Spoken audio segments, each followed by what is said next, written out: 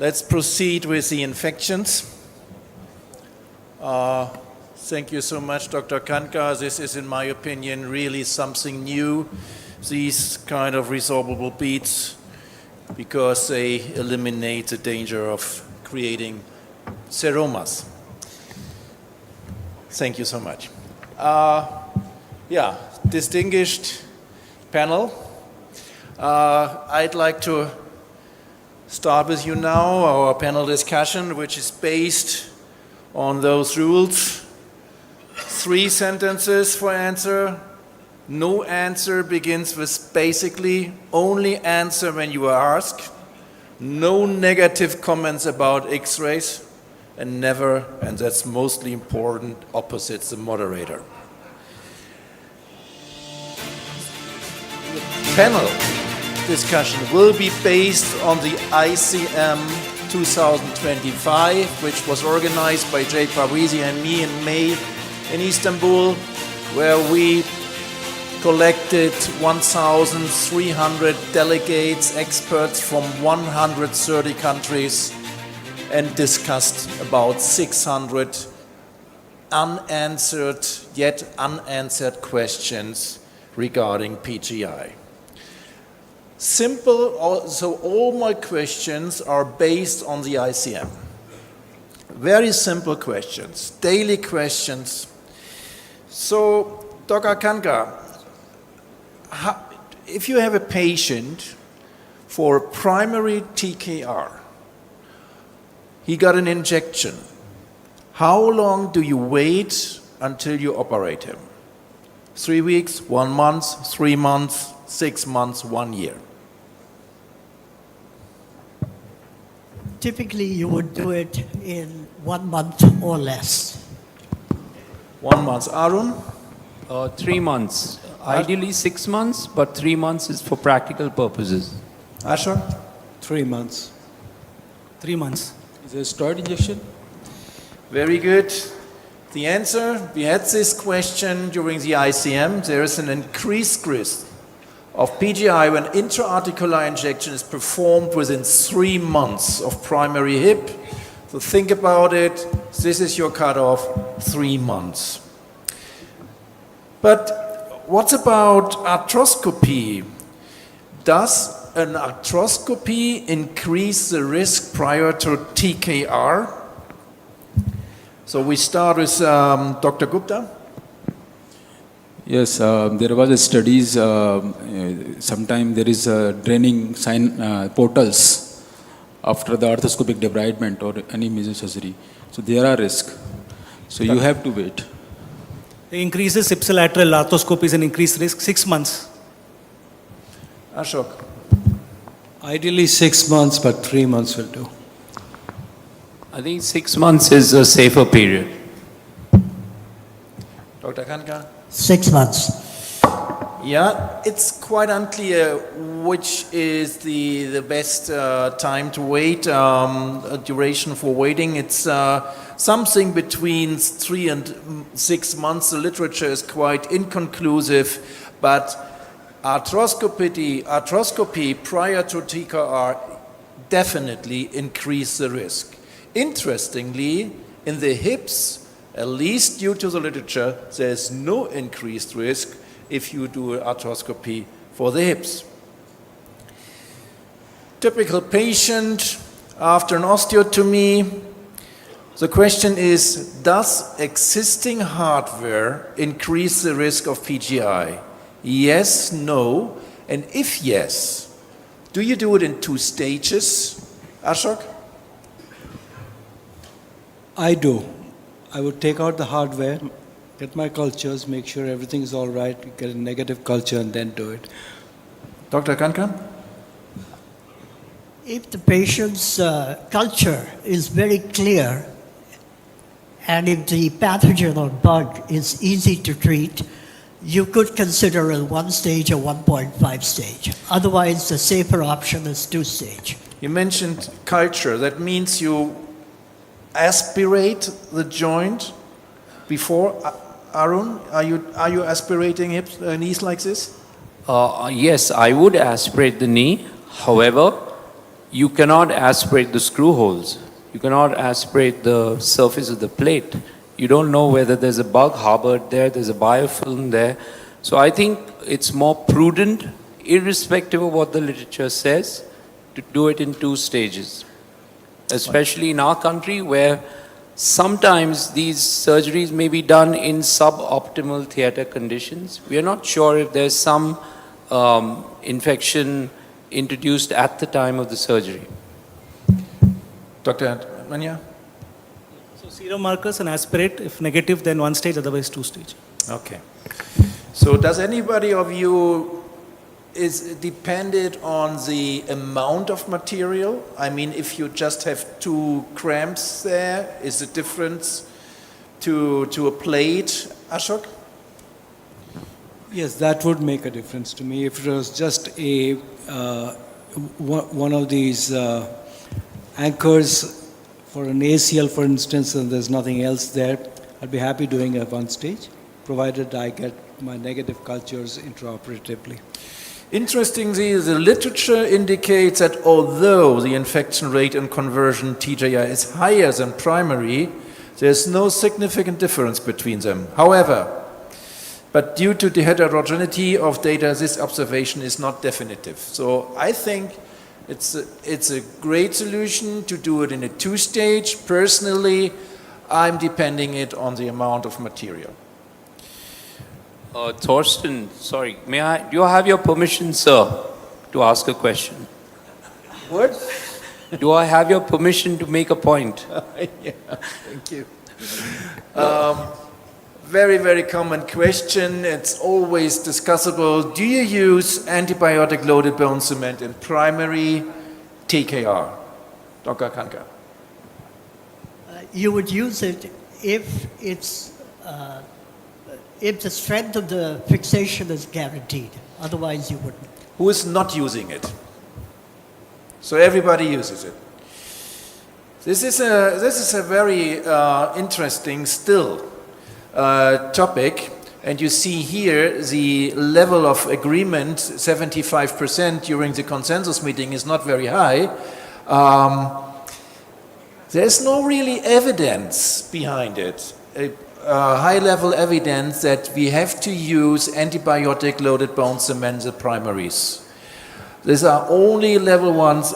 However, pooling of the available level 1s evidence just registry data but they are not supporting really a reduction in infection risk. Very interesting.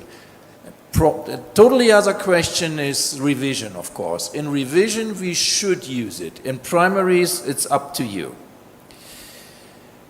This is also a very common question, daily practice. Should joint aspiration be performed in all patients undergoing revision arthroplasty for presumed aseptic failure? Yes, no, or selectively, independing on the time of the failure? Yes, always. Yeah, Doctor. Yes, always. The joint should be aspirated first. Yes. Always. Always. Selectively, if the ESR and CRP are both within normal, I wouldn't be terribly excited about doing an aspiration. But if they are somewhat elevated, I would definitely do it. And I would do it provided you are assured that you will get a positive culture. If the patient has gone to an emergency room and is already on antibiotics, you may not get a positive That's culture. another topic, of course. But Arun, I do not, in this case, I do not fully agree with you, because we know that up to 15% of the low-grade infection, they have a normal CRP value. I show you later a case. So the consensus was just 75%. All joints, as you said, undergoing revision arthroplasty for assumed aseptic failure should be aspirated whenever possible. Easy question, but I like to hammer it in your head since 20 years, and I will do it now again. What is the optimal duration for holding cultures after aspiration of the synovial fluid? Please, down the road. 14 days. 14 days? Yeah, at least 7 days. But if you are suspecting any fungal or other bug, then it's 14 days, longer. 14 days. 14. Minimum 7, and for slow-growing organisms, 14.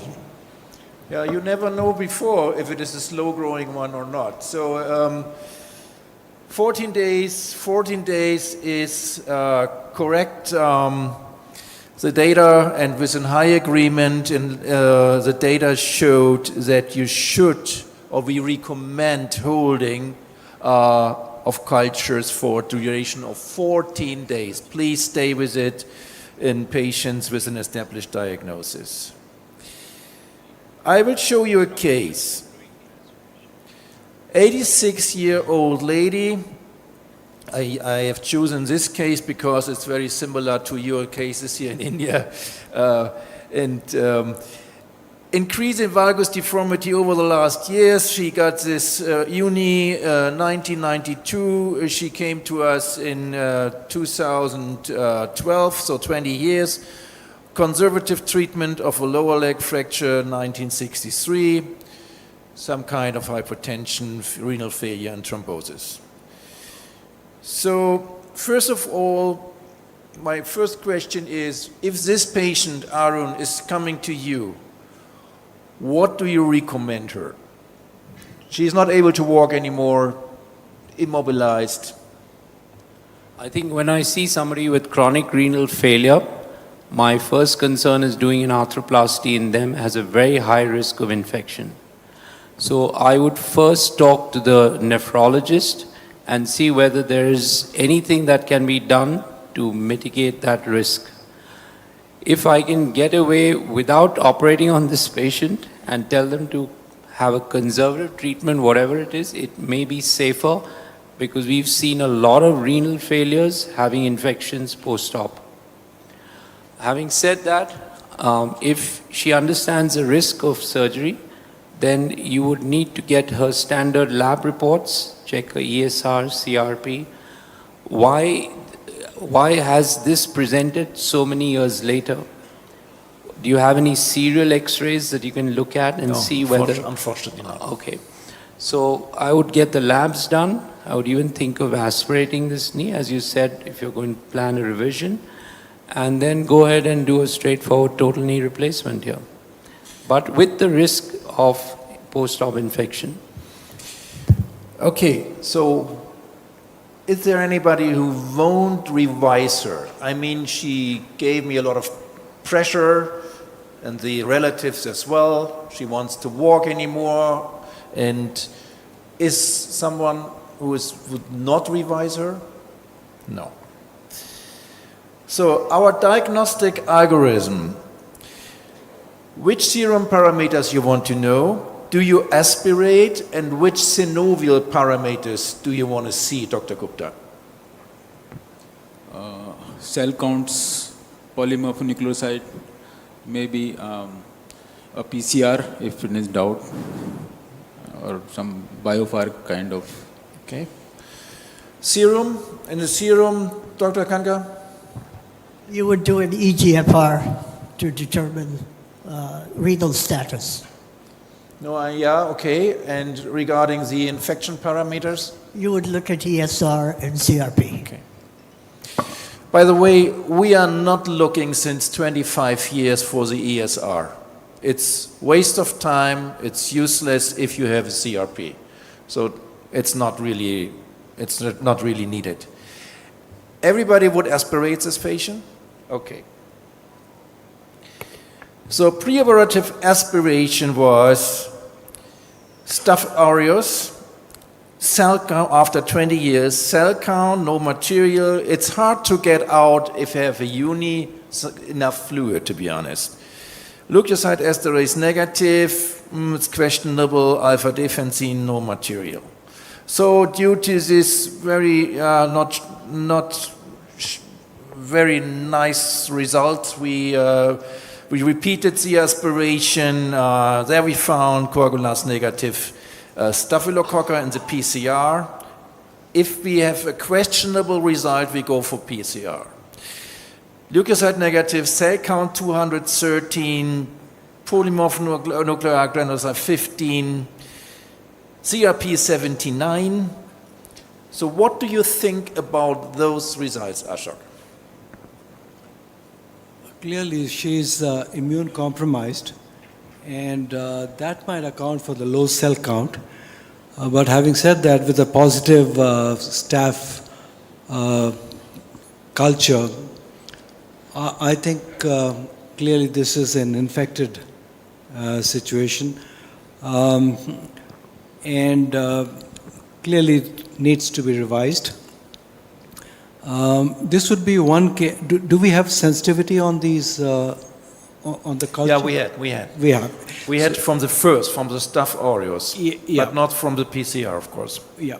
So as long as we have a sensitivity, we have antibiotics that are going to yield some results. This would be one of those cases where I would honestly consider doing a one-stage revision for this lady.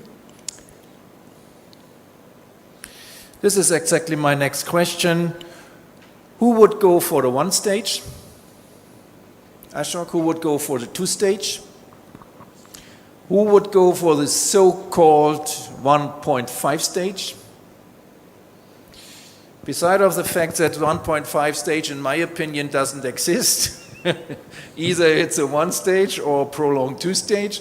Aaron, what's your comment about it? My comment is that you're the guy who called it 1.5 stage in the first place. And now you're saying it doesn't exist. Yeah, that was a joke of mine. Exactly. 2017, and now you can find tons of literature about it. That's really a funny story. So we knew the germ, we knew the susceptibility. We did a one stage because, and this is very interesting, that during the consensus, with a high agreement of 90%, it was considered that we do not feel, based on the literature, that there are any absolute contraindication to one-stage exchange. I'm not happy with this recommendation because I do see probably no absolute contraindications, but I see a lot of relative contraindications. But in this case, but another question. If you do a two-stage exchange, Dr. Gupta, are you going for what kind of spacer? Static or mobile? Mobile. It's an articulating spacer, Okay, antibiotic. articulating spacer. Dr. Kanka? So go for an articulating spacer, wait for at least 6 weeks, wait for the clinical examination parameters, ESR, CRP, and then 6 weeks, 2 weeks of antibiotic holiday, and then go ahead. Antibiotic holiday, yes or not? Between the stages? Yes. If clinically there is no evidence, then I would not. If I need to aspirate, is a doubt, then 2 weeks and then aspirate. Ashok, do you do a clinical holiday, antibiotic holiday? No, I don't. No. There's common sense in the meantime between all the microbiologists that antibiotic holiday is not needed anymore. Which implant, my last question, CRPS, VVC or Hinchny? Dr. Kanka? I would defer to Arun. I'd probably get away with a PS, but I'll keep a VVC ready. Same. Same.